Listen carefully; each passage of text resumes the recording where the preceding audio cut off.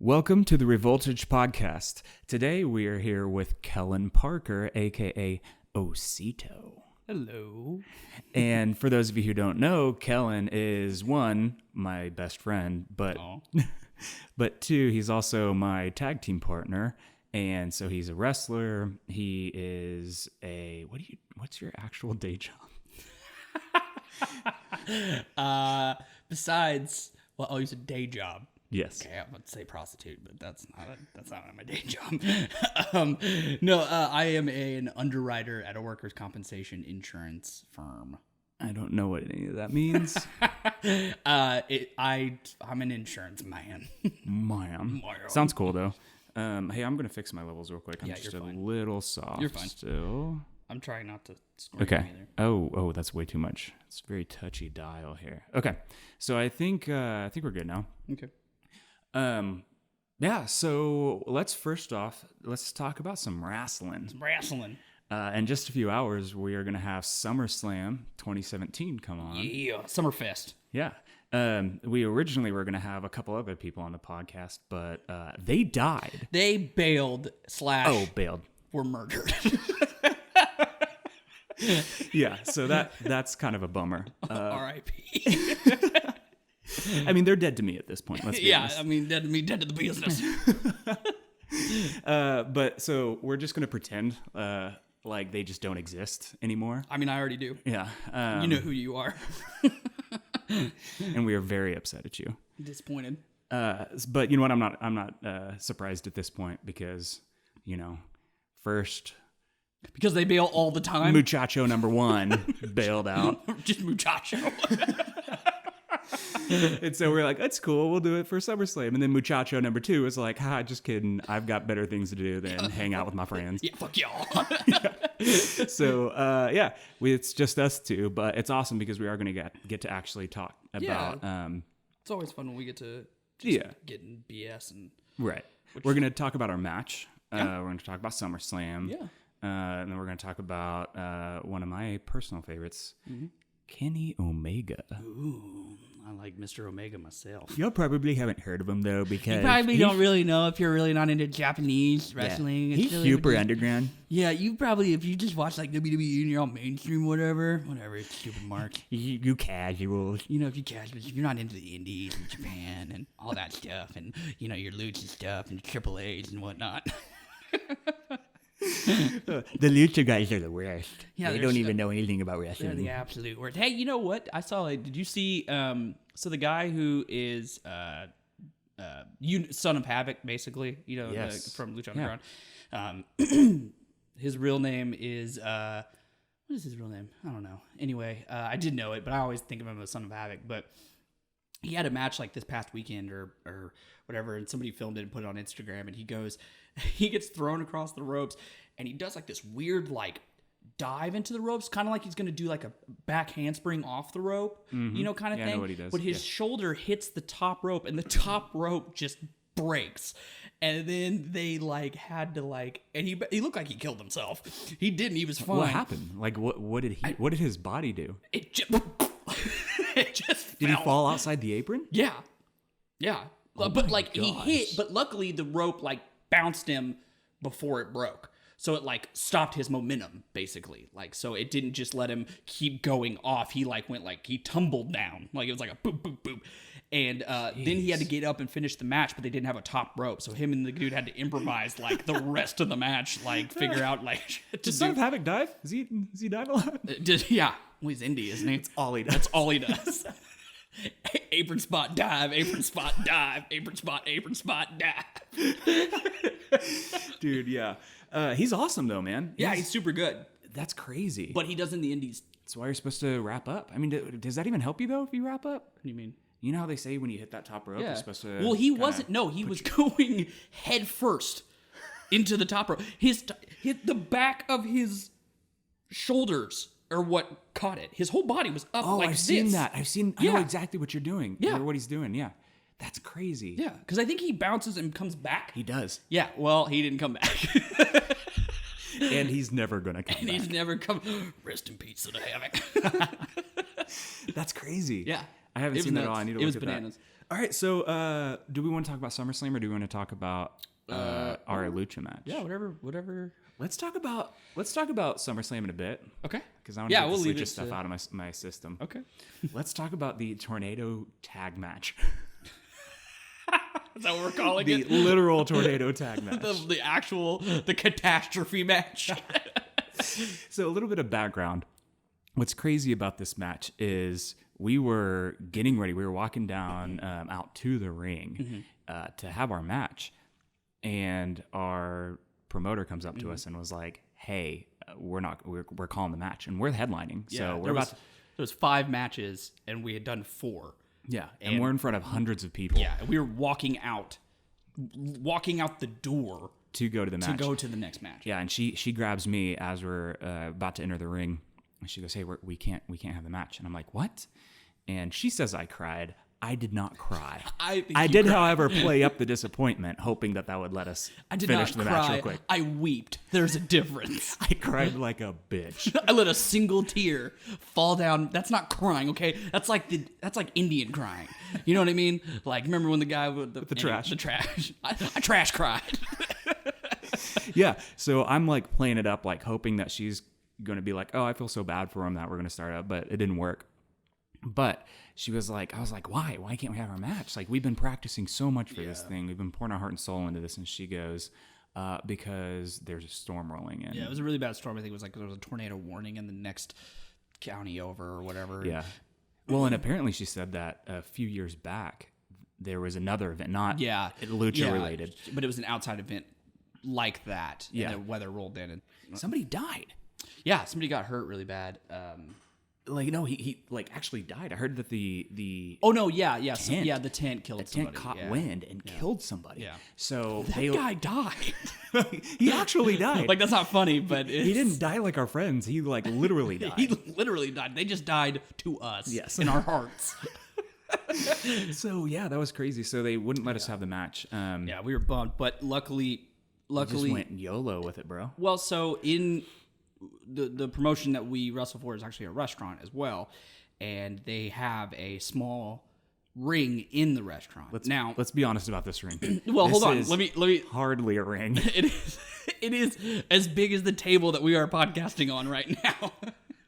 And it's just as hard, dude. And so we'd been getting ready in a large ring, and the ring that we were supposed to perform in that night was a large ring. The ring that is in Elote, which is the name of the restaurant, is like an 8x8. It's tiny. I mean, I can barely lay across it.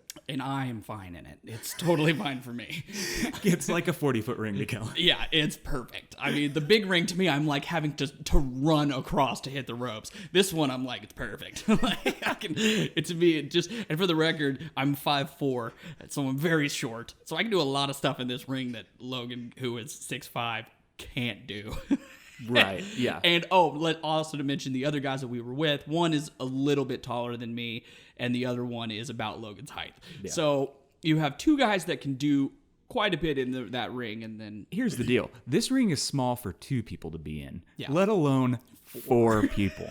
So... You can't fit 4 at all. And we did. And we tried to. Yeah. And I wouldn't say we successfully pulled off putting 4 people in that ring. No. Well, that's why one of us got thrown out of it. No, but there was a nacho on the other side there was. Of that we'll get to that. But this ring also is quite hard. It's so stiff. There has no give to this ring whatsoever, and the big ring is great. Like, and plus we had a lot more big spots picked for the big ring. So for those of you who don't know, the bigger rings have longer wooden panels under the ring, so they have more flex to them. Yeah, so the smaller the ring, the less flex they have because those boards are a lot more stiff. So literally, this is about as stiff as a ring can get without just putting metal. Exactly. Exactly. And a lot of people think that those rings have like a lot of padding on them. They do not. Depending on the ring, there's really not. I mean, there is padding, but there's not like a ton. Like, it's like carpet pad. Like, it's really not anything. I think the good thing about that ring is that they actually do have some thick pad under it, but it's still very hard. Yes. So after they canceled our match, we said one of the guys we were doing it with said, you know what? Screw it. We have a ring because let me go back a little bit. They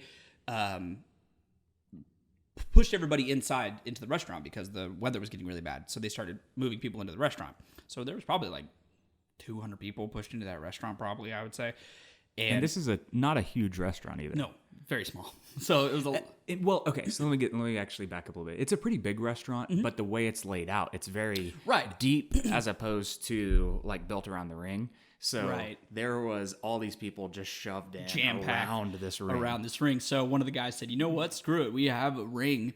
Let's just do it. And me and Logan were like, okay, but like there's a lot of stuff we can't do that we had planned. Physically. Not just like it would hurt, but physically, like we cannot do a hip toss in that ring. No, we cannot do a monkey flip in that ring. We were very limited on the things that we could do move-wise, of things that we could actually pull off because it's such a small ring. Yeah. So we were all practiced up for a ring that was literally 3 times that size. So when we're getting thrown across the ring, we were supposed to land in the middle of it. Yeah. Not on the other side of the restaurant. Not bouncing off the turnbuckle. Hip toss to the outside. But when I say that, I mean the outside of the building. Straight out the front door. Hey, can you open that door? We're going to hip toss. We got to have room. We got this ringing on. Dude. Back up, everyone. Back up. So so they decided, let's do it in this ring. So we were like, okay. And me and Logan are very green in wrestling and in fact, they call us greenhorns. Greenhorns, yeah. I mean, we're very green. We're very new. But luckily, the guys that we were doing it with, the 2 guys that we were doing it with, are very experienced and very knowledgeable, and they're vets, and they've done it for many, many years, and they're very good at it. And they decided that they were like, dude, we're fine. We'll walk you through it. We'll just, improvise. And me and Logan are like, we don't improvise. Like, we're not people who improvise. And they're like, no, dude, we're good. We'll walk through it. We'll just go through it. We'll just have a good time.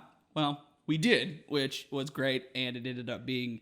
It was amazing. It was awesome. It was one of the. And after the match, we'll go into things that happened in the match. But after the match, they both came up to us and were like, one of them said, that is the most fun I've had in so long with a match, and the other one said, this match showed me why I love wrestling. And that made us feel so good because it was so much fun. Now there were parts of it because this is our 3rd match. Yeah, this is our 3rd match ever, and we're calling stuff on the spot. Like that's what blows my mind. And they trusted us to do that. Yeah, which was great. And they had even when we didn't trust ourselves. No, there were times that we did not trust ourselves. We just didn't have time to not trust ourselves. I think I'm a little bit. As compared to you, I think it's a little easier for me to improvise and to like it and to get called on the spot. I can kind of, to me, I think it's a little bit more comfortable for me than you. So yeah, the way we plan it. So the difference between me and Kellan here is Kellan is more open to the improvisation. He loves the planning, but he's a little more open to the calling the spots. And he's actually had some practice with some of the other guys that we train with. In practice, just doing this stuff on the fly. Yeah. I haven't had any practice with it, and I'm very much a planner. Very much you're the macho man of the elote. You have to have it all written down. I have a novel written about the match. And so it's crazy because I'm sitting there thinking like, I'm about to have to call this match on the fly. I mean, I'm not going to say no, and I'm not going to back out of this, but it was definitely put me in it took me out of my comfort zone. Precarious position. Yes, but it's not bad. It's not a bad thing. No. But just for you, it was not what you had planned for, and it was not because you're a planner and you don't like things not planned. Side note, because I get distracted and with anything that involves wrestling, I said you're the macho man because Macho Man used to plan out every single detail of his matches because there's a lot of guys in the business that like to call it on the fly. They don't even know what they're going to do at all before they get in there. They just go in there and they just call it, and it is what it is. But like guys like Macho Man and DDP and guys like that were like synonymous for like infamous, whatever, for writing detail for detail, line for line of what they wanted to do. Well, one of the most high-profile ones was when Macho Man and Ricky Steamboat did their match. WrestleMania 3. Yeah, and that was huge. I mean, that's Huge. a legendary match. And that match is awesome. But and if you watch it, it looks like chaos. Like you watch that and it's just like, what is going on? Like, how is all this happening? But it's so crazy to know that it was so planned out, yet it was so chaotic. Yeah. I mean, it's crazy to think that there are just people that can, because me and you, it's hard for me to believe like these guys can just be like, all right, so what do you want to do tonight? We'll do like this, this, and this. Okay, cool, man. See you out there. And like, that's it. That's like the entire discussion they have. Do you know how good you have to be to just be like, hey, we're going to do a pump handle slam I think that's how a lot of guys are. I think that's how majority of the business is. I was listening to something recently with Shane Helms and Steve Austin talking, and they were talking about how they, it was Steve Austin and X-Pac, and they were talking about how they don't, that they call everything. They don't like to plan anything. Like, they just went out there and did it. So it's insane. They said Steve Austin is like one of the best guys at calling spots. He could just do it immediately on the fly, like without even trying. But anyway, I digress. Did you hear that? Bong, bong. I'm just keep my hands right here. I keep smacking the table and like causing all these noises and horrible things. Yeah. So that's my philosophy going into the ring is I want to plan everything out. So I was put in an uncomfortable position, but it was fine because the whole reason I'm even wrestling in the first place was because I want to get out of my comfort zone. Yeah. So when they came up to us and asked, "Hey, you guys want to wrestle?" Yeah. Before we ever had, any experience, any idea that we were even going to do this, the first offer they had with us, I was just in my brain. I was like, "No." I was like, why would I do that? Why would I do? I know, it was me too. I said the exact same thing. I remember the conversation we had. It was at Luchaween last year, and we were like, no. Why would I do that? But then the more we kind of talked about it, we were like, this could be fun. Yeah, I mean, and so that was my thing was I was like, no. And I was like, well, my brain was like, why did I automatically say no to that? Like, I didn't even think about it. Mine did too. I was like, that's not something that I could do. That's not something I would do. But then the more we thought about it, I'm like, that's something I could totally do. That's something I wanted to do my entire life. Yeah. And what's funny is when we started doing it, I've had, which is such a compliment, and it makes me feel so good and chuffs me up, which I love validation. I love people to pet me and tell me I'm pretty. So, it's one of those things that I've had so many people come up to me and be like, you look like this is what you were born to do. I've had so many people come up to me and say, you look like you are so comfortable in there. Yeah. And I think I am. I think it's weird how comfortable I am. Well, yeah, and we love to perform. Yeah. I mean, we love to just get up and do things that absolutely scare people away. Absolutely. So it just works really well for our personalities, and our personalities inside the ring bounce off of each other. One, because we're so comfortable in the first place. Right. I mean, we've done so much together that we just know how to feed off each other. And we kind of know what the other person's thinking, more or less. Like, we can just work with each other really easily. We're not opposing whatsoever. And not only that, but like, it also, I think, we will both love to perform, and we both love to be in front of people and come up with cool ideas and stuff. But we also are both pretty athletic in the sense of, with you and your, jiu-jitsu and, kickboxing and all that stuff that you've done and still do. And then me with my wrestling background and things like that, where it's, we're both athletic. We're both like to perform. We both, so I think that it's perfect. And I think for me, it's something I've literally, since I was a kid, and I've told you that too, like, since I was a kid, it's something I wanted to do. Like, being in a wrestling ring is one of the greatest feelings I've ever felt in my life. Like, I don't think I could get more adrenaline and more, excitement than doing that. And it's weird. There's nothing like it. No, it's such a different animal. Like, it's such a weird, I don't know. When I start telling people about it, it's the weirdest thing in the world. Like, it's like, and I try not to talk too much about, I know, of course, we're being open about it here on the podcast, because, I mean, like we said earlier, like, I mean, more or less, kayfabe isn't really out the window. It's out the window here. You know what I mean? Maybe in the midst of you suspend your disbelief and obviously, but wrestling fans know what it is. People know what it is. Like, so anyway, it's such a weird thing to like go into a ring with people and put on this performance, this athletic show that it also a comedy show and also drama and also, all these different things. And you're going in there with the purpose of like, I'm going to make it look like I am beating the shit out of this person. But I'm not. But I'm not. Not. It's like, and see, what's interesting is with the MMA stuff that I've done for 10, over 10 years now. And wrestling. And with Kellan doing the wrestling, number 6 in the state in high school. I mean, you remembered. Yeah. I mean, you went ham. You're embarrassing.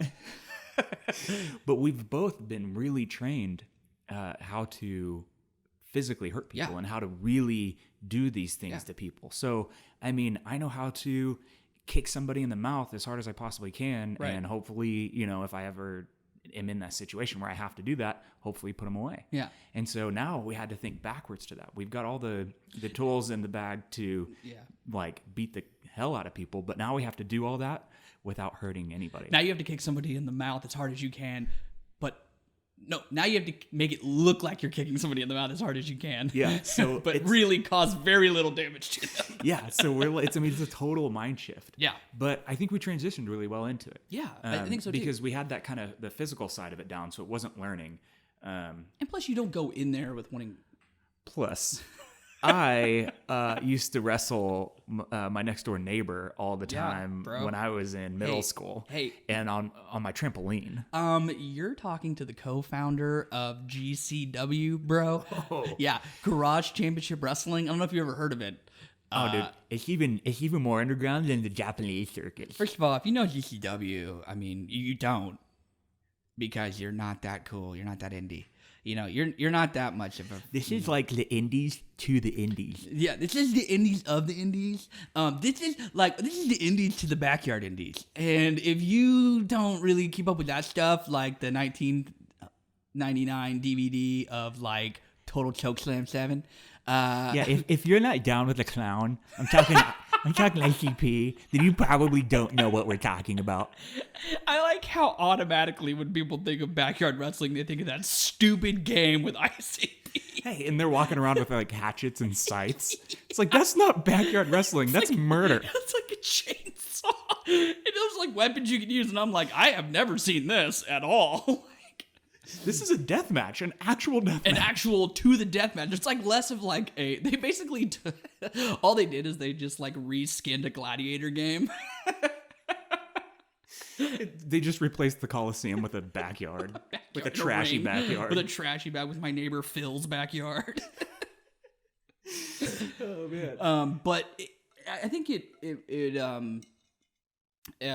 but yeah, and so I when I was a kid, that's what I wanted to do, was be a professional wrestler, and we did that. We would do, and of course, this was in the midst of the Attitude Era, in the midst of hardcore as it gets, and so we would obviously we'd like put on our Jinkos and jump off of ladders, and I built a ring in my garage, and we'd put on our shirts that had a skull flipping off on the back that just said "Hell yeah, hell yeah, SCU Stone Cold University Class 316." I had that shirt. Oh man.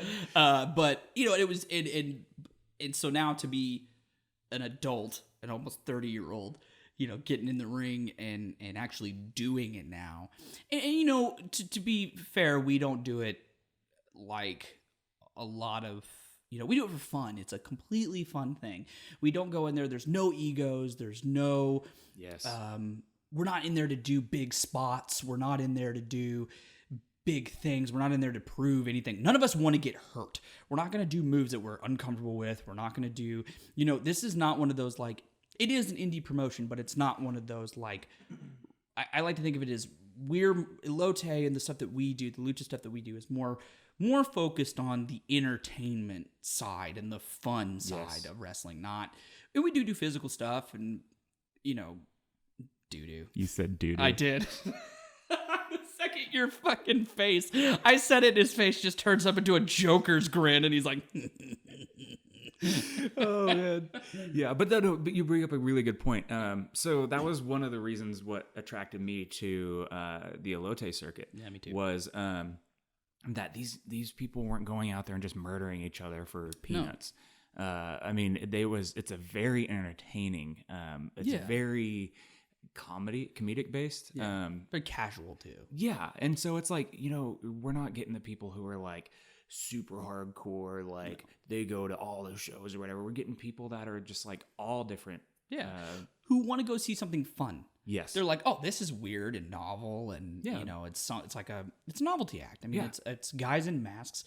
Dude, and there are guys who and girls. There are people who do more physical things and bigger moves, but then there are people that just have, like Logan's first match was a complete, like just an absolute.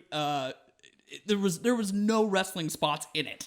Hey, I think I landed a big boot. All right. Well, I mean, there were aspects of wrestling, but it was not a match, dude. It was like two guys chasing around doing as many, or one guy doing as many homoerotic things as possible. He just tried to seduce me the entire match. And it was one of the funniest things I have ever seen. And the whole time I'm trying to have an actual wrestling match. So I'm like really trying to wrestle him, and he's just like tossing my salad and like just like trying to make out with me. What a concept! Like, yeah, that he gives you and me. He gives you and me a butt spike, is what he calls it, and he spikes us in the butt with his hands, and then it's so hard to me that it tossed me out of the ring. And then he pulled the solid shooter on everybody. He was the best part about the solid shooter was everything.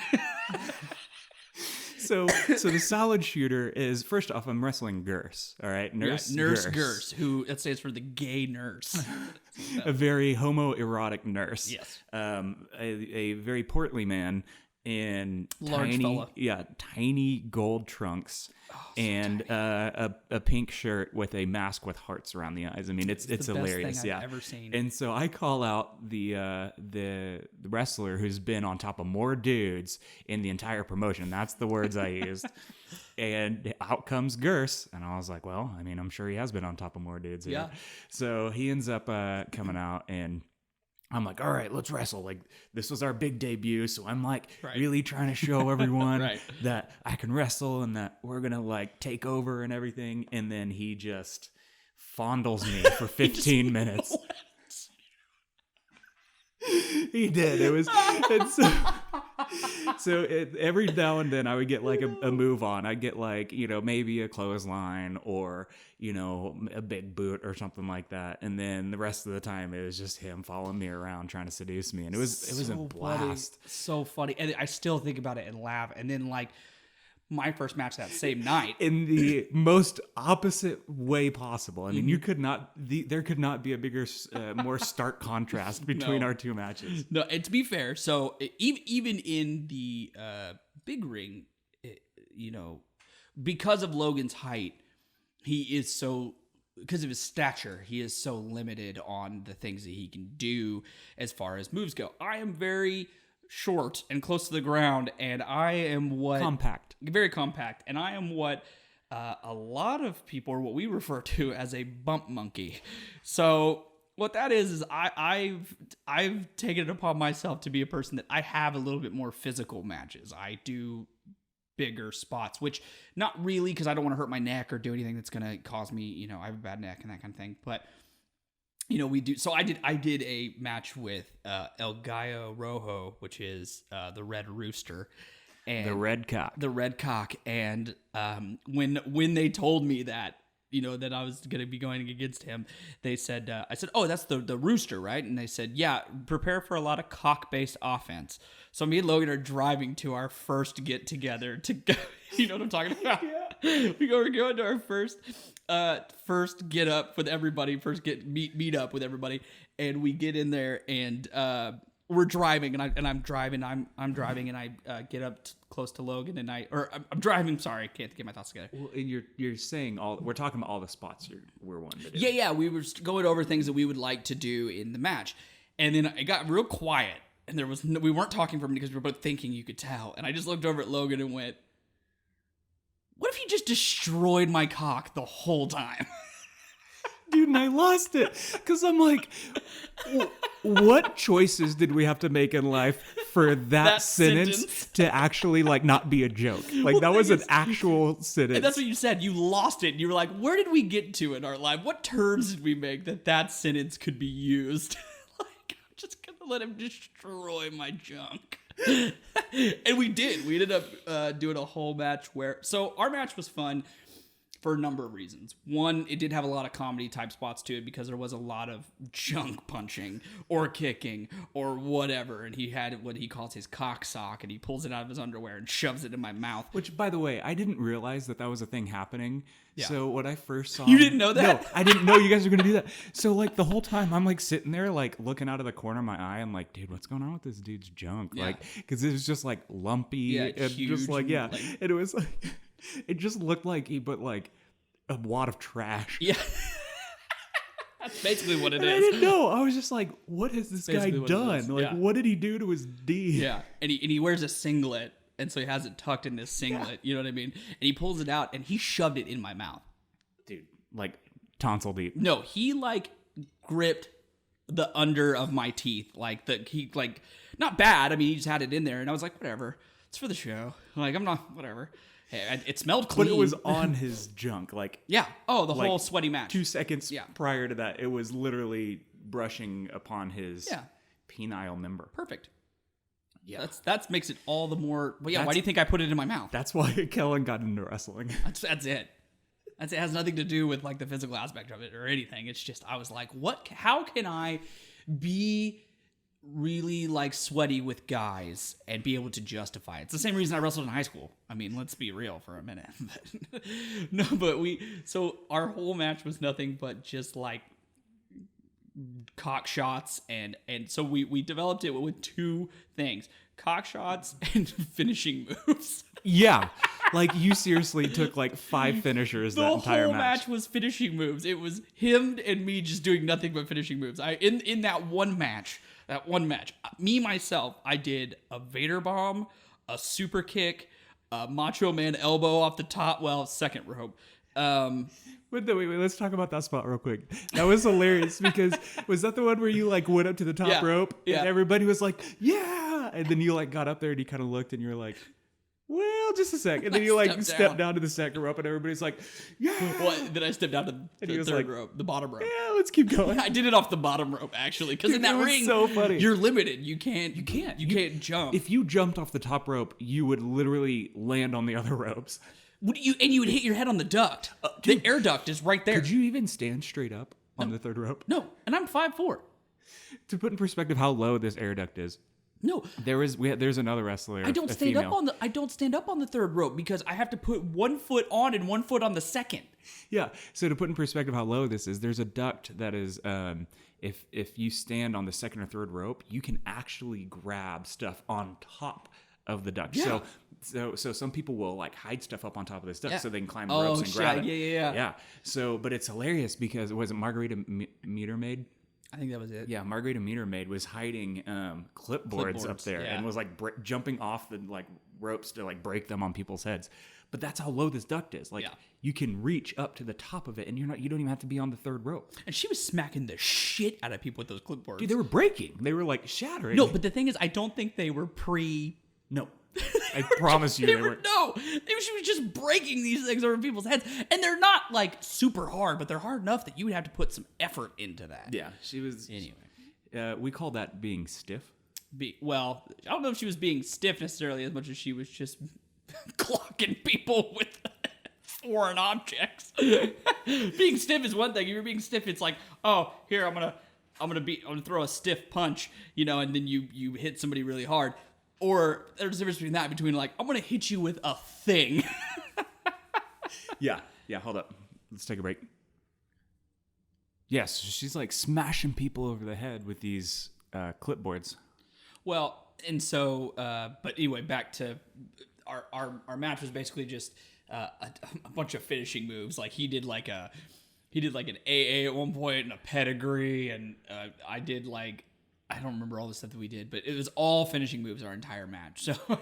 So, and you took a Death Valley driver in training. It was my second bump I ever took. Ever. and it scared the shit out of everybody. Everyone there. Well, the thing is, I'm very protective and worrisome of my neck, and a lot of people are. And a Death Valley driver is a move that looks like it's specifically on the neck, basically. And he was supposed to do an AA to me, which he did not do. He did a DVD, a Death Valley driver. And I get up from after he does it, I get up and I was like, oh, that felt pretty good. And we're all like, no. Everybody's eyes were so big. And one of the guys was like, yeah, don't ever do that again. He's like, we're going to change that. Yeah. No, like, yeah, it was so funny because from our perspective, you know, Kellan does this deal and pops up like, yeah, this is great. And we're all just like, he's dead. Oh gosh, he's dead. And I was so like, I had no bumps under my belt, like none. I had one. And it was in the small ring. Yeah, it was tiny. And that small ring that was like hard as like wood, just a normal table. Oh my gosh, but so funny. But all that leads into the match that we ended up having, the last match we ended up doing, which is this match we were talking about after when everybody got moved into the restaurant. So they moved everybody into the restaurant, and then they decided, hey, we're just going to impromptu do this thing. And so, you know, again, me and Logan were like, well, there's a lot of stuff that we can't do. And luckily the two guys we were with were like, dude, let's just do it. Let's just have a good time. Let's just have fun. And we did. Who are the other two guys? I can't even remember. I have no idea. I know they died. Yeah. Yeah. Dead.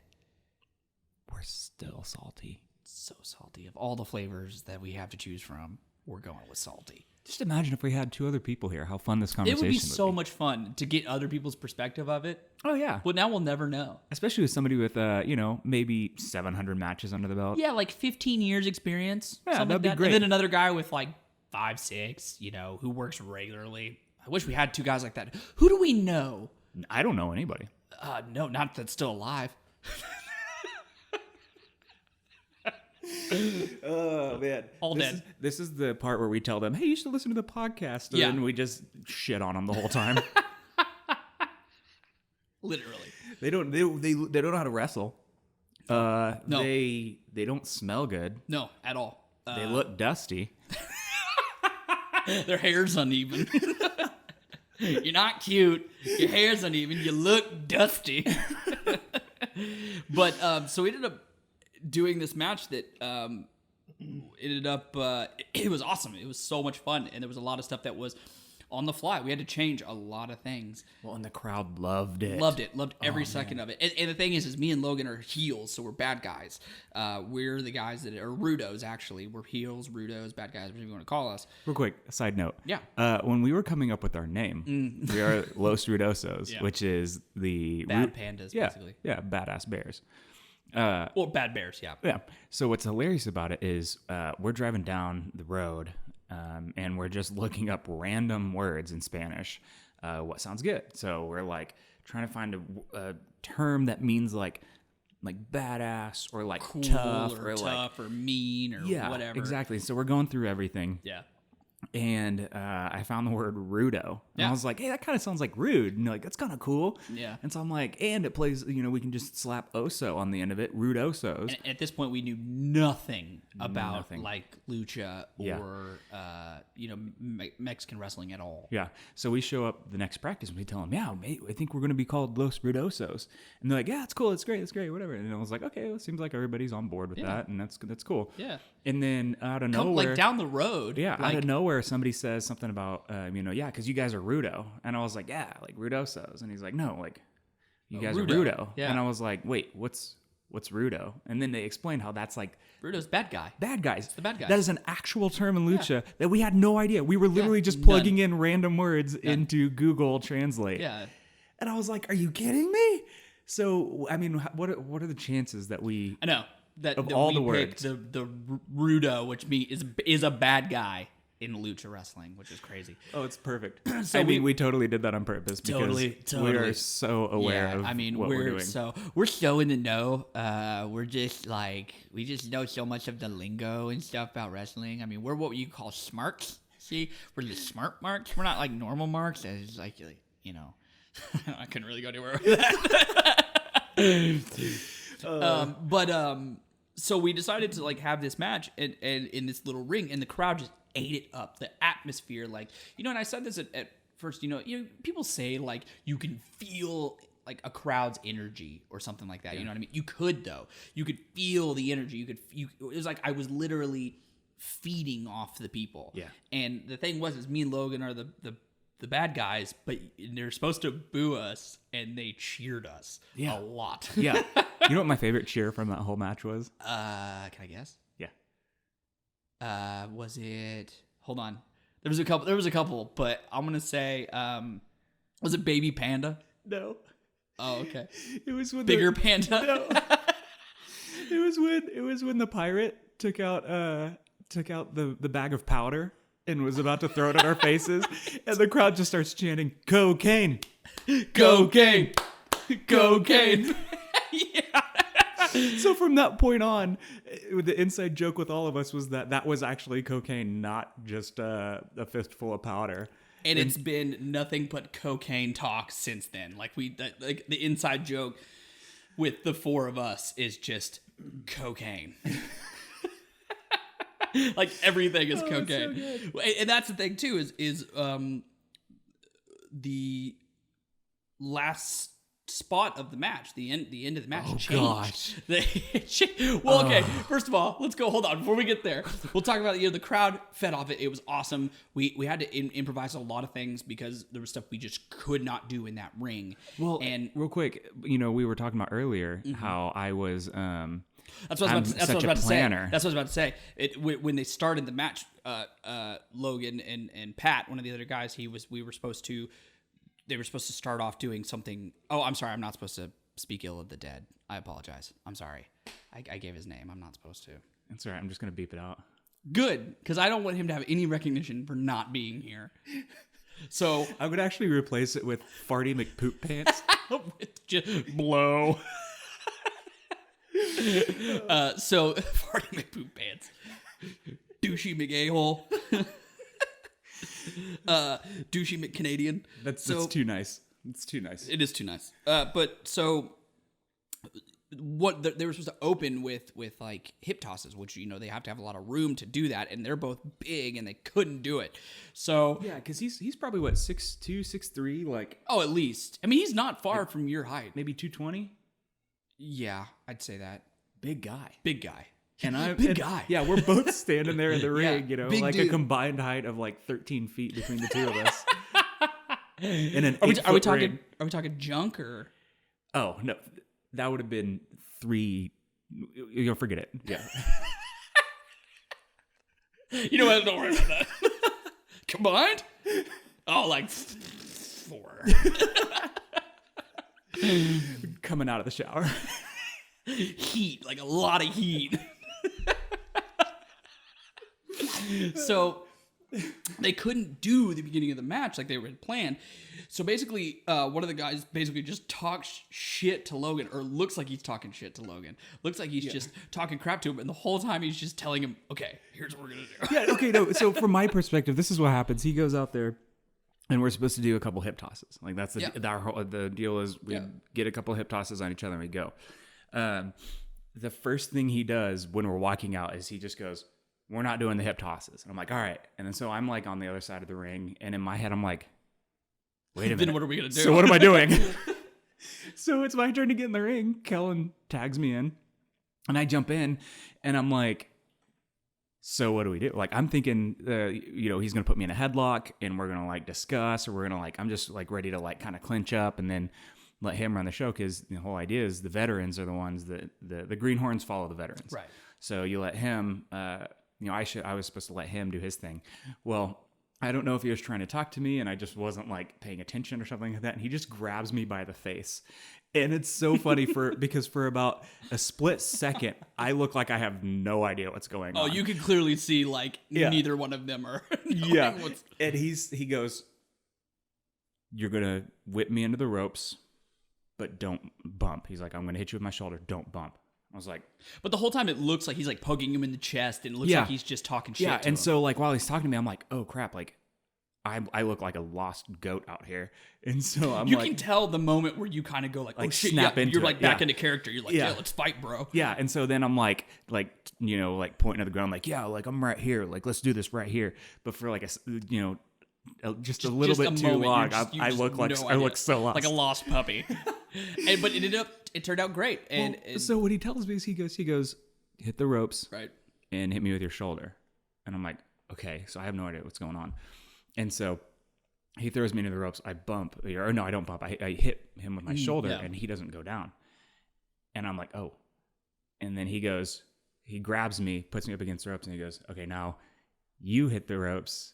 Or he goes, now I'm going to hit the ropes, and you don't bump. And I was like, okay. And not to mention, though, that this ring was not prepared to have matches in it, and those ropes were so loose. So loose. Yeah, because we were hand tightening them before we jumped in. And they were really loose. And we were trying to get in before anybody told us that we couldn't wrestle. Yeah, that's what they literally said. At one point, somebody goes, I go, hey, let's just tie these up. He goes, you know what? Let's just go before somebody tells us not to. So then I run across the ring, and I hit him, and or he hits me, and I just kind of bump back a little bit, but I don't fall. No, you just kind of go back. I just kind of stumble back a little bit. And so then he goes, do it again. And, so he throws me to the ropes, and I come up and I hit him, and he bumps. And again, for a split second, I'm like, oh, and I'm like, yeah, I totally did. Yeah, I'm so strong. What's up, guys? What's up, bros? I just took this. But it's just so funny because, I don't know how obvious it was to the people that were there, but in my mind, I'm just like looking at myself thinking, I have no idea what's happening. But after that, though, I kind of got in the groove. Whole groove kind of came into it, and there were a couple moments that were little snags and stuff, because there was a part where me and you were supposed to throw Ray into the ropes, together. We were supposed to tandem throw him into the ropes, and I'm waiting on you, and then Ray's like, "What are we doing?" I'm like, "I'm throwing you across," and Ray's like, we'll do it. I'm like, I'm waiting on Logan. And he's like, I was like, we're keeping the spot. And Logan's talking to people in the audience. He's just sitting there talking to the crowd. And all of a sudden I tap him on the shoulder. And I'm like, let's go.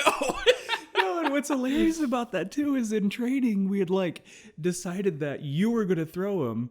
I don't remember that. Yeah. We decided that you were going to throw him because you were supposed to drop down and I was supposed to hang back. And so, I don't remember deciding that. No, it's hilarious though because we did it anyway. Because you guys are waiting on me, and I'm just hanging out talking to the crowd. And we waited for so long. And I was waiting on you to throw him, and you were waiting on me to. And the thing is, you were waiting on me. I was waiting on you. And then the more when I watched that back, that was the one spot that I'm like, okay, I could have hit him. I could have hit him to keep him there, and he was just chilling for a good 3 seconds at least. It feels like forever when you watch it back, but it was so just funny. But anyway, and you guys are almost it's almost as if you both are looking at me what the hell, dude? It literally looks like at one point me and him just look at each other and are well, are we gonna do this or what? So anyway, we ended up doing that, and everything was great, and we had a lot of good spots, and we kind of changed some stuff and did some stuff, and I AA'd Ray, and I forgot to grab his head. I just did it with pounding his shoulder. Dude, yeah. Yeah, and so... Which is the numero uno rule of slamming somebody to protect the neck. But I was so discombobulated and just so, it just had so much else. I kind of, everything was a blur. So it was just kind of do what you can. That's what we call a concussion. Yeah. I was dead for 2 seconds of that match. I died. But we... And so we pulled everything off, but the thing that we couldn't do the same was the ending. I don't even remember the original ending, but you probably don't either because it was probably... I'm trying to think about it now. Probably stabbed out of you. Jeez. All right, let's talk about this. So, this is the longest running joke from that match. Absolutely, and it will be forever. So... Let me tell it from my perspective, and let me also tell it from... Let's preface this. Tell the part that was about a month prior. We were here a month before watching some pay-per-view. We were watching some WWE pay-per-view. And somebody did a backstabber, which is a move where the one person grabs you from behind, or grabs your shoulders, jumps up and puts their knees into your back, and then falls backwards onto the mat. So basically, they're pulling you backwards onto their knees, and you're taking the brunt of them hitting. So when they hit, everything goes through them to you.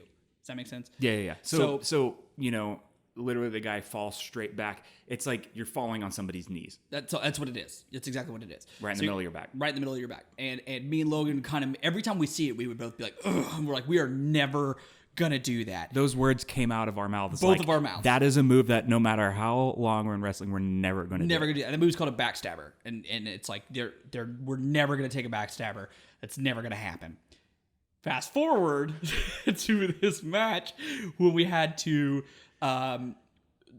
it was over. The match was over at this point. So then they were gonna do kind of a run in after the match and beat us up, because we won basically.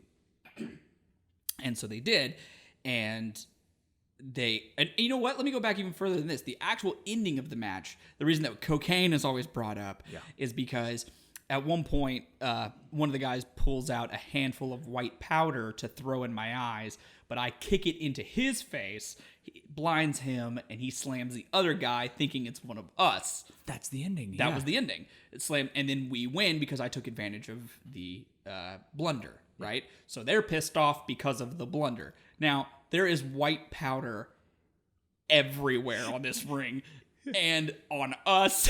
And I actually did get blinded at one point because there was so much powder everywhere. That's when people were chanting like cocaine.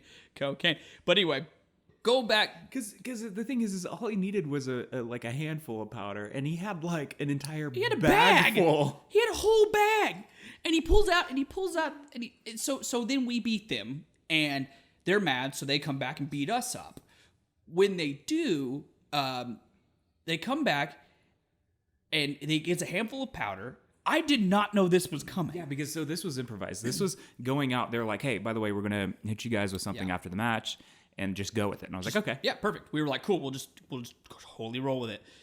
And so I turn around because we're celebrating, and I turn around and I just get a face full of powder. And it's not like I was ready for it. I literally got blinded, because it was cornstarch. Yep. And once it hit my eyes, which are wet, I don't know if you know what happens, but it makes what they do in science class called oobleck. And it gunked up in my eyes, and my lids were shut because I just had this gunk in my eyes that was completely filling up. I could not see. Next thing I know, Pat just he who should not be named, grabs me from behind. He just says, "You're going out." And he just hurls me out of the ring.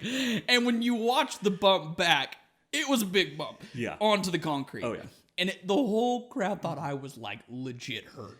And then that's the point when somebody they're yelling at me to eat a nacho, and somebody hands me a basket of nachos, and I just start eating them. Yeah, you pick yourself up off the ground, and you're discombobulated, trying to figure out. You're trying to see where you are because you've got the pancake eyes, dude. And I was rubbing my eyes after I hit the ground, because I hit the ground and was oh god, trying to get it out of my eyes. And you just see this basket of nachos floating in front of you, so you just grab one, eat it, and walk on. I did. And while all this is happening, Logan is still in the ring. And Logan's in the ring. Let me tell this from my perspective. Yeah. So I'm in the ring, and I don't know where Kellan is at this point. Out of the ring. Yeah. I mean, he's just he just got thrown out, and he's just gone at that point. The other guy, muchacho numero dos, grabs me and throws me into the ropes. Mm-hmm. And as he's saying this, as he's doing this, he goes, bump back onto my knees. And I just am okay. Because I realize what's about to happen. In my defense, I could have said no. Yeah, but you were a team player. I was, so I was on a high. Because if you're going to go hard. This is the last match. Go ham. The crowd we've totally got the crowd on our side. And the whole match was awesome. And it was all went off really well. Everybody there in the match that was watching, they all thought they were going to get screwed out of the rest of the show. Absolutely. So everybody there was the people that were really invested in everything, and so everybody's just super high, just getting, or maybe that was just the cocaine in the crowd. It could have been all the blow. It could have been the mass quantity of blow that was just wafting in the air. Yeah. So I was absorbing it through my eyes at this point. Yeah, so I realize a backstabber's coming up, and I'm about to take a backstabber. One, that I've never practiced. Two, that I'm just like, I never wanted to take a backstabber. Even if I had practiced 100 backstabbers in my lifetime, I still wouldn't want to take a backstabber, especially in that ring. It's one thing to take a backstabber. This backstabber, people, this backstabber was fucking brutal. Dude, so it was the worst thing I've ever seen. Like, worst as in so bad, painful looking. Like, it was a perfect backstabber. I took it well. You took it awesome, like a champ. So I just fall back, and I just remember just feeling just like I just got laid out. And I roll over, and I'm just like laying there, and I'm just like, my everything hurts. Like, I just feel like I got hit by a Mack truck. You roll out of the ring, and I remember this now, and I remember kind of seeing it on the video, sort of it. And I remember this now, and I didn't ever just thought about it like as we're having this conversation. You rolled out of the ring, and we acted like we were hurt. You know what I mean? We were like, we were hurt, and you leaned on me, like all of your weight was on me, and I was like holding your arm, and we were walking out. And I had just eaten a nacho, and I had been tossed out on the concrete. Everybody thought I was legit hurt. People thought you were legit hurt. I'm walking out, and then I realized after the fact, right now, like, you were legit hurt. And you were leaning on me because your back hurt. And so, like, you leaned on me, and I'm holding you out. Somebody runs out. We were heading back up to, like, our staging area, and somebody runs out, and it's like, pandas. And we turn around, and they're like, are you guys okay? And they were super worried about us because they thought we were legit hurt. And we were like, no, yeah, we're fine. We're good. We get back to the staging area. And we're still in character. Still in character. So we're like, yeah, we're good. You know, whatever. We're fine. We're fine. We need to do more than that. Yeah, it's like, can't beat us. We'll be back, you know. And so we go into like the staging area, and I'm like, immediately like, woo, dude, that was fucking awesome. That was amazing. Everything went off so high. I was high, dude. I was high on fire. I was so like fucking pumped. And you were like, and I looked at you and I was like, wasn't that fucking awesome? And you're like, yeah, so I just took a backstabber. And it didn't even register with me that had happened. And I was like, what? And you're like leaned over, leaning on the railing for the stairs. And you're like, yeah, that just fucking happened. I hurt so bad. And what was funny is we walked, the other guys come back in and meet us in there, and they're like, oh my god, that was fucking awesome, that was amazing. And Logan's like, yeah, so about that backstabber. He's like, what the fuck? Oh my gosh, dude. Oh man. I'm still sore to this day. Like 3 months later. Yeah. Or two months later. 2 months later, I'm still sore. And it's ridiculous. Dude, it was brutal. But it was good though. It was a great match. Everything was awesome. Well, and they were like, yeah, you sold the hell out of that thing. And I was like, there was no selling. There was no selling. Like, what you saw was real. Oh, and so I ended up making it, because we said it's a long running joke, I ended up making a GIF of from the video of him doing it, and it's so bad. It is just me over and over. It's just you over and over. And it looks just like my every dream at night since that match. Dude, and the funny thing just me taking it when you hit, your body infinity. just turns to jello. It's just like I just the soundtrack I have every time I watch that GIF, it's just like oh my gosh, it's the most brutal bump I think I will. I mean, it's definitely the most brutal I have taken. I don't know if I will take another here's bump the that'll thing. be more brutal than that. And we come to find out after the fact. I don't know why we didn't know this, because we weren't, that this is like Ray's or Muchacho number 2 is his like Muchachos. It's Muchachos' number 1 favorite thing to do. It's like his go-to move. Like, what a dick move. Yeah, what an a-hole move to do. Like, you know what my go-to move is going to be? The most painful, honest-to-God painful move I can do. Dude, how about at NXT last night when what's Takeover, his name? McIntyre? Takeover Brooklyn 3. What's his name? McIntyre? Yeah, Drew McIntyre took a backstabber from Bobby Roode, and Bobby Roode doesn't nail it. Drew McIntyre slides down his knees and like it slides down his shins, and his head just bounces off of Bobby Roode's knees. So he basically took a head stabber. Just a head stabber. Yeah. His head came off. Rolled across the ring. There's blood everywhere. And the apron spot dive. And then Vince McMahon came out and like did the thumb thing. Yeah, he where was like, no chance. Thumbs down. No chance in hell. With the $1 billion walk. Yeah. But yeah, so that was our match. That was our last match we had. It was so fun though. I mean, it was a good time. I like to. It was awesome. That was I like to joke about it being brutal and like how rough the last spot was, but ultimately it was so much fun, dude. And those guys had a great time, and they legit loved that match just because we were so open and free, and things just kind of. Well, and we had every excuse not to do that match. Yeah, like why would we not? Yeah, like we could have walked away from that match at any time. There's no way. There was no way. But we were all just like gung-ho for it. We were like, let's fuck it, let's just do it. Because even though they will argue this, we love the business. Love the business. I make love to the business. Unlike them who we would die for the business. Unlike them who just die. Just in general. To us at least. Dead to us. I'd pour one out, but I don't like them. I'd pour one out if it was like Clorox or cyanide. Or if it's just a septic tank. Yeah, just acid. Pour one out for the homies. Burn a hole in the floor. Okay, let's. We're talking about wrestling now. Yeah. WWE. Yeah. Real quick, let's run through. We'll run through the card. See what we Summerslam. Summerslam, Summerfest. Summer Salami. Summer Stallone. Summer Stallone? Yeah, Summer Stallone. Summer Kurt Russell. Summer Tango and Dash. Tango and Nash. Big Trouble in Little China. Bird on a Wire. Stargate Kurt Russell. By the way, just for the record, for like people who are like, your friend's a fucking idiot. Bird on a Wire is not Kurt Russell. That is Mel Gibson. And Goldie Hawn, who was in Overboard with, say it with me, Kurt Russell. Barbara Streisand. Oh, sorry. That was Prince of Tides. I'm sorry, that was Robert Redford. No, it wasn't. I believe it was. By the way, me and Kellan actually are big fans of Kurt Russell. Huge. Even that was before he made his resurgence lately.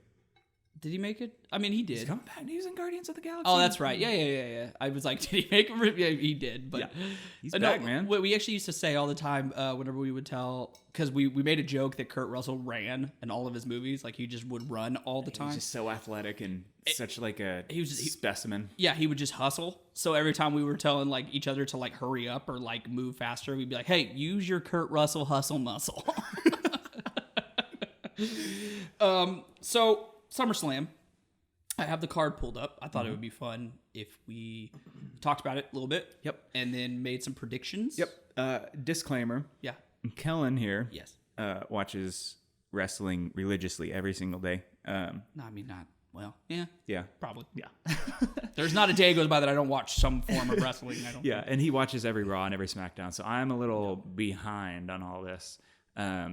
I watch it here and there, but I have him fill me in. So I'll give my best predictions from a very casual standpoint, but he will be able to kind of fill in the gaps. Can we take a pre-break right there? Only if we can record it. Okay, yeah, let's go. All right. Yeah, here we go. All right, so let's talk about SummerSlam 2017. Yeah, so we'll go ahead and start off with the kickoff show, which is actually, as we speak, we didn't realize that it started so early. Yeah. And it's going on right now. Yeah, like we're watching Tozawa drop kick Neville right in the mouth. Yeah, which good, because I want Tozawa to, who is currently the champ, but he won the championship on Raw, and I don't know if he's going to keep it for the pay-per-view. Yeah, we'll see. I don't know. But anyway, so we can kind of go through it real quick. Yeah, so I have a feeling at some point in the match, Neville's going to be looking at Tozawa, probably holding the top rope and the second rope, and then Tozawa's going to kick him while he comes in, and then he's going to kick him on the ground a little bit. Of all, I mean, it's not a prediction if you're watching it. Hey, I'm just saying. I just have a feeling. You're not like the... I just forgot his name. Never mind. I was going to say Nosferatu. That's not the guy's name. Nostradamus. Same thing. You're not the vampire lord of life. So, and if you have any questions, because I know I do watch a lot more and have more Yeah, if you so we might have missed the Hardys match already. We but may have. Who are they wrestling? So it was the Hardys and Jason Jordan versus The Miz and The Miz Taraj. So what you're saying is they aren't wrestling Sheamus and Cesaro? They are not. What? They're not. I didn't know that was physically possible. Sheamus and Cesaro. Well, we'll get to that. I know this one. Don't tell me. We'll get to that. Don't tell me I know this one. No, but, They're wrestling. Don't tell me I know this. yeah. Yes. Dean Ambrose Correct. and Yep. Seth Rollins. I was going to say Rollins. Yes, the somewhat reunited Shield. cool. Kinda, That's awesome. Sorta. Yeah, the whole build up to it was pretty neat. Yeah. I like that they played off the distrust and it They did, took like and a month for him to get back together. Well, they made it last like a couple weeks, and it was pretty cool because it was like, it wasn't just like an immediate thing. You knew it was going to happen, but the build up was cool. Well, and they were weak with tag teams too. We were just talking about that. Exactly. Like a couple months Raw ago. is the show that has the weak link with tag teams, and they have tag teams, but it seems like every tag team on there so far right now has had the belts, except for like the new ones like the Revival, who but they keep getting hurt, dude. They have so much potential to be the champions, but they just keep getting hurt, both of them. So all right, so Jason Jordan and the Hardy Boys versus The Miz and The Miz Taraj. Now, do you know The Miz Taraj? Yeah, it's I don't know who exactly it is. Bo Dallas and Curtis Axel. Yeah, and I know that they just always follow him around and always Pretty much just screw up matches. I mean, that match is just whatever. How about The Miz being like the greatest heel of all time? He's super good. I love The Miz, and I hated The Miz back in the day, but he's the best heel ever. He dude. is. And he's in the middle, or not in the middle. He's had the best year of. Here's the deal, like we hate him. Like we That's the hate purpose. everything around, and which makes us love him. And especially in today, when like the idea of kayfabe is not really what it used to be, and we all know it's. I was listening to things recently saying that it's so hard to get heat nowadays because people like legitimate, genuine heat, because people know everything's a work. They know that. But then when there are those people like The Miz that can legitimately just get you to hate them, like. It's just like, oh, come on, every time. Yeah. But Jason Jordan in the Hardy Boys versus The Miz and The Miz Taraj. How did Jason Jordan get involved? So Is it a really long, convoluted story? No, it's just Jason Jordan is Kurt Angle's son. Now. Okay, yeah. I didn't realize that's who it was. But Air quotes around son. But it's his son now, and so now he's kind of being pushed into like the main roster of Raw. He got pushed over to Raw. So they want to have him. They want to push him through the Hardys. Yeah. So he's like had a beef with The Miz, and he had a beef with The Miz, and The Miz Taraj and The Miz beat the crap out of him, and then the Hardys came to his rescue. That's it. Okay, so makes sense. Simple enough. Yeah. I imagine that the Hardys will probably win that, but especially if they're trying to push him. But they might not. But I imagine that they will. Yeah. My vote is the Hardys and Jason Jordan. I hope so. That's what I'm going with. The Cruiserweight Championship, which is Akira Tozawa and Neville, which is going on right now. Yeah. Actually, Tozawa just did a huge dive out of the ring. This has been the best Cruiserweight. I don't watch a lot of 205 Live just because I just don't. But them two together have been so good, and Tozawa is one of the rare cruiserweights besides Neville that has such a push. Like, people legitimately like him. He is a star because he's just so out. He's just cool, man. I love Tozawa. So I'm gonna say I want Tozawa to win, but I have a feeling it's gonna be Neville. Yeah. I don't know. So is Neville kind of he's always on. Like, I feel like he's every main event, pay-per-view, he's like always there. Is he like the face of the cruiserweight He's division? the king of the cruiserweights, Logan. Mm. Oh, yeah. Why don't you fucking learn something? That's what he calls himself, is the king of the cruiserweights. King of the cruise. Yeah, and he's had the title longer than anybody else. Mm-hmm. Like, in this modern cruiserweight. Right. Since they brought it back. Okay, and then the SmackDown, because this is a dual show, SmackDown and Raw. Cool. So the SmackDown tag. Is that why it's so long? Yeah, because they've got to make it for everyone. Yeah, because it's a inner species. I Ew. Weird. I looked at Nero like right when I was saying inner, and then I was like dog species, different species. So the tag team, SmackDown Tag Team Championships, the New Day versus the Usos. Hey, how about the Usos being Really good. kind of like us? Yeah, I know. I was thinking about that too. Like the Usos. No, but they are. I like them though. Dude, yeah, I like them. Their heel run has been really great. I've really enjoyed their heel run a lot. I did not like the Usos before they turned heels. So I didn't pay a whole lot of attention to the Usos, but one time I turned it on and I was like, who are these guys that are wearing like black skinny jeans and like cut off t-shirts? Well, and they just changed to that. Yeah. That's their style now. It's hilarious though because they're called the Usos, which sounds like the Osos. Yeah, they're basically us. Running around with, all black and cutoffs. Yeah. Like, I'm just like... And they started that... they totally ripped us off, And dude. I'm pretty sure that they started that after we had already been doing our thing. So Totally, dude. So Usos... I just see a lawsuit. So Usos, expect some paperwork on your desks from our lawyers. Listen up, McMahon. Listen up, McMahon. I'm coming after you. McMahon. McMahon. Sure you don't have a lot of lawyers in your $1 billion business. So SmackDown Tag Team Championships, New Day versus the Usos. Whatever. I don't care. I'm gonna say New Day just because I never get to see them win. What? Every time I watch them, I feel like they don't win. They were the longest reigning tag team champs of all time. I haven't seen them while they were tag team champs though. You have? I don't think so. Logan, they just lost their tag team championships like less than a year ago. I know. I've been watching wrestling for like 6 months again. No.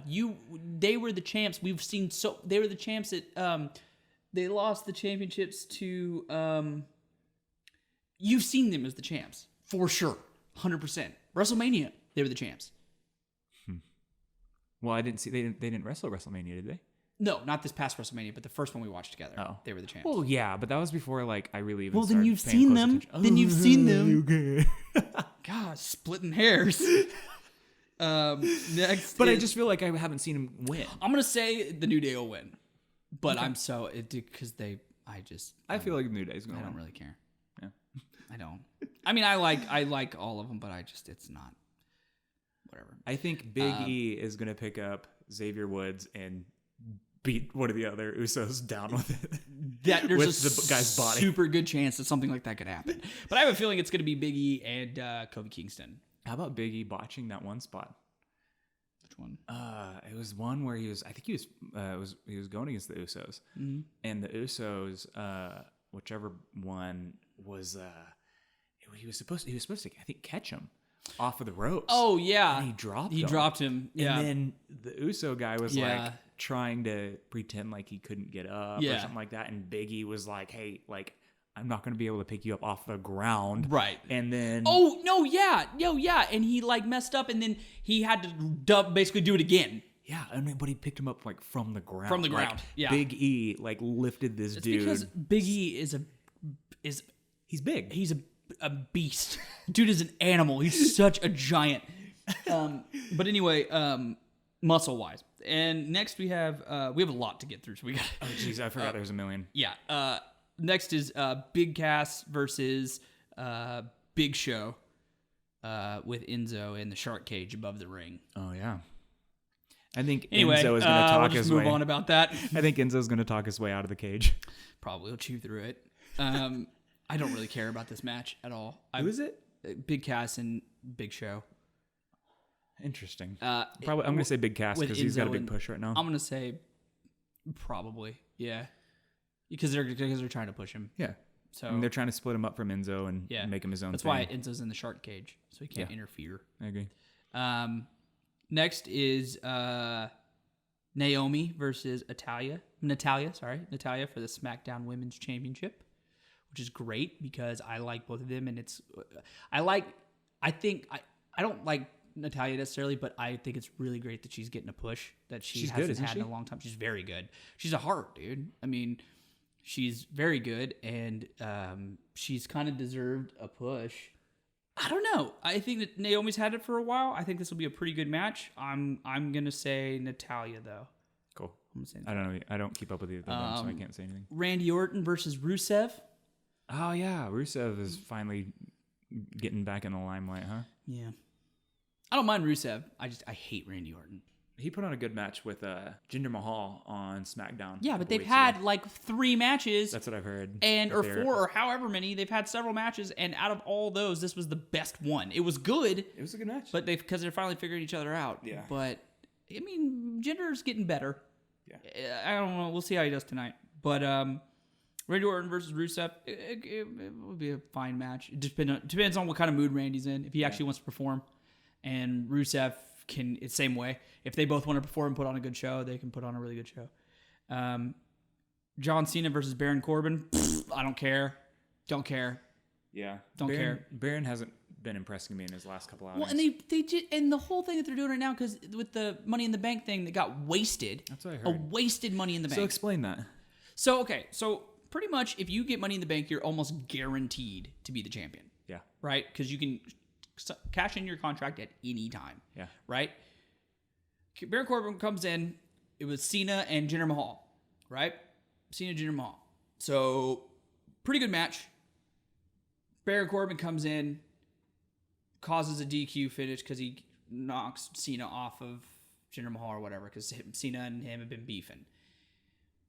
Cashes in his Money in the Bank. Takes forever. Wait, why did he cash in the Money because in the Bank? Jinder was down. Jinder was like hurt really bad. He had been AA'd and he was basically done. So he's like, this is a good time because I can win. I can win.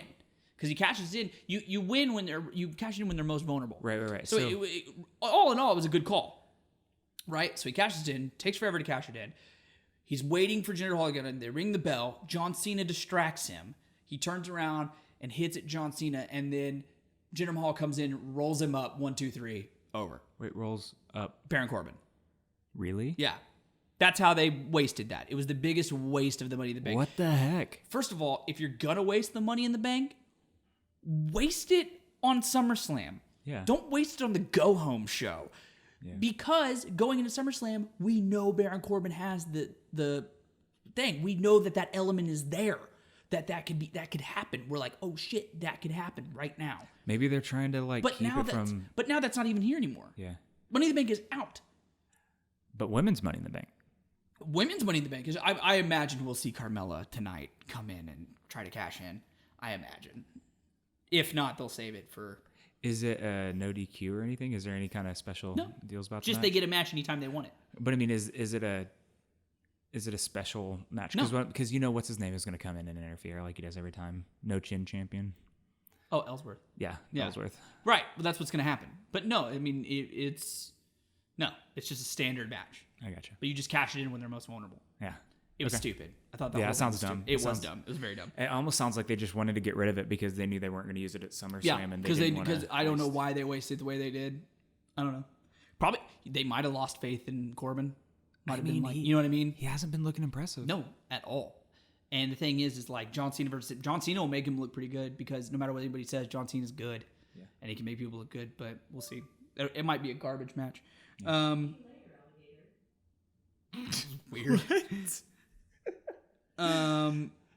Okay, so then we have Finn Balor versus Bray Wyatt. I'm looking forward to this because it's going to be Finn Balor as the Demon. Oh, that's right. He hasn't been the Demon in a long time. Versus Bray Wyatt. I think it's going to be a really good match. That'll be really interesting too because they both kind of have the That's kind of the thing. Weird spiritual warfare kind of thing. I'm going to give that one to Finn. I think he's going to win that one. Dude, that's going to be a really good match. It'll be a good match. I'm excited for that one. Raw Tag Team Championship, Sheamus and Cesaro versus Dean Ambrose and Seth Rollins. I think this is going to be a really good match.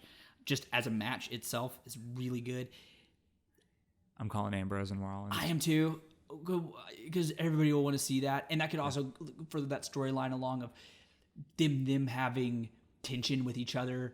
Like right now they're fine, but if the longer they have the championships, they have tension, and then maybe they can do something with that. Or and plus, it would suck to have this big build up. I mean, they've both been pushed really hard on their own, so them coming together and then losing their first high profile but Sheamus match and would Cesaro look good. have been. But the build up they did for this, they did a press conference thing for the 2K game, and they turned it almost into a shoot. and they all got each other's faces, and people had to break them up. And they started throwing water at Ambrose and Seth Rollins, and Ambrose picks up a chair, throws it at him, and then they started throwing chairs, and everybody was like, "Whoa, whoa, whoa!" It was awesome. It was a great build-up. So that'll be a really good match. Raw Women's... I'm just kind of going through these now. Raw Women's Championship, Alexa Bliss versus Sasha Banks. Seen it a billion times. I mean, it is what it is. Either one, I don't know who will win. I'd say maybe... I think Alexa will keep it because she's had it, but she's had it for a while, though. No, wait. Is she the champion right now? Yeah, she is. Alexa will probably keep it, but it wouldn't surprise me if Sasha wins it for like the umpteenth time. United States Championship. I'm very much excited looking for this one. AJ Styles versus Kevin Owens with Shane McMahon as the guest referee. Oh. Yeah. And I forgot about that. They have a good build-up for that. Yes, it's really good because it's basically Shane's going to get involved somehow and he's going to start kicking ass or whatever. But basically it's like each guy is like taking a swing at each other and accidentally hit Shane. And Shane's basically been like, look, I'm going to call it fair. I'm going to call it right down the middle. But if you touch me, I'm touching you. Yeah. That's what he's saying. Yeah, so, I mean, that was the big deal is KO was like, hey, who's to say you're even going to be fair on this thing because you've cheated people out in the past. And then they like... It was a WWE Network plug, but it was still, I thought the way they built that was really cool. AJ Styles is the current champion. I'm going to say there's a really good chance he's going to keep it. I'm going with him. KO had it for a while, didn't he? And he kind of almost rebuilt himself around that. Yeah, and they've been passing it back and forth. Yeah, I think Styles will keep it. I'm going to say Styles will keep it. The WWE Championship, Jinder Mahal versus Shinsuke Nakamura. Oh, please, Nakamura. I want it to be Nakamura. This could be a really good match, or this could be a really garbage match because Shinsuke. Hey, real quick before you go on, there ain't no white guys in this match. I don't think I want to watch it. I don't like where the WWE's going with this. I just, WWE is an American institution. It is. First off, they give the U.S. Championship to a Canadian. But hey, I'll concede that one because basically, they're pretty much USA. They're pretty much Canada is USA light. Yeah, you know what I mean. Yeah. I mean, they're not as great as our God-fearing nation. You know what I'm saying? Right. But now we got this Nakamura guy. Yeah, this Shinsuke Nakamura. Yep, Nakamoron. Yeah, and Jinder Mahal. Yep, and who do they think they are? Not American. That's what they are. Actually, Jinder Mahal is Canadian. So that's right. He is Canadian. That's hilarious. All right, then I'm fine. America light. But the thing is that Shinsuke is awesome. He's so good. Everybody knows how good he is. But if he doesn't, it's starting to look like even no matter how good he is, if he has somebody who's not as good as he is, it's not gonna. Well, and Jinder's kind of hit or miss, right? Yeah, Jinder's getting better, but he's pretty sloppy. Yeah. He's okay. He's really athletic. That's a good thing about him. He is, but he's really sloppy though. He's kind of like Ultimate. He reminds me of Ultimate Warrior. Really strong, really big. Relies on his athleticism rather than his skill. Right. Yeah. Right. I agree. So I don't know. I want Shinsuke. I think that would be a good idea, but I'm gonna guess it's probably gonna be. I bet Jinder's gonna hang on to it. I want Shinsuke so bad. I think that'd be so good. I think that'd be a really good push for him. Unless they did something like, what they could do is put the belt on him, and then have Kevin Owens beat AJ, and then have AJ go for the title with Shinsuke, so we can have Shinsuke and AJ. Oh, that'd be good. That's what we need. That's what we're gonna have eventually. And then finally for the Universal Championship, Brock Lesnar versus Roman Reigns versus Braun Strowman versus Samoa Joe. Oh, interesting. Yeah, which is gonna be, I think, pretty good because I think it's gonna be Roman Reigns, because we know Roman Reigns and Strowman and Samoa Joe can put on really good matches with each other because they've all three done it. Brock Lesnar can put on a good match when he wants to, but if he has three dudes to lean on, it'll be a pretty good match. I imagine we're probably not going to see a whole lot from Brock. Brock's going to come in, do his big moves, do his suplexes, do his F5s, get knocked down. He'll chill out for a little bit. All the other three guys will start going ham. We'll see some spots with each guy, Brock Lesnar and each guy. We're finally going to see Braun Strowman and Brock Lesnar get after it. They'll do whatever. But I imagine it's mostly going to be the other three guys, and then Brock's just kind of thrown in here and there. I think what's going to happen is I think Braun is going to beat up Brock a little bit. Mm-hmm. because that just further solidifies his monster attitude. But I think that having Braun win this one would be way too obvious. So I think that to kind of make it a roller coaster ride, I think Braun's going to probably have a leg up on the competition. And then... Well, there's also the caveat, the special thing, that if Brock Lesnar loses the championship and loses, he will leave the WWE. Oh, dude, yeah, then that's definitely going to happen. Right, because he's his going to go do contract's UFC. up. His contract's almost up. And he's already... there's already been speculation that he's not going to renegotiate his contract at the end of the year. He's not going to re-sign. So they're already saying he's not going to re-sign. They're already doing this build-up for him and Bones. So yeah, I'm going to say there's a really good...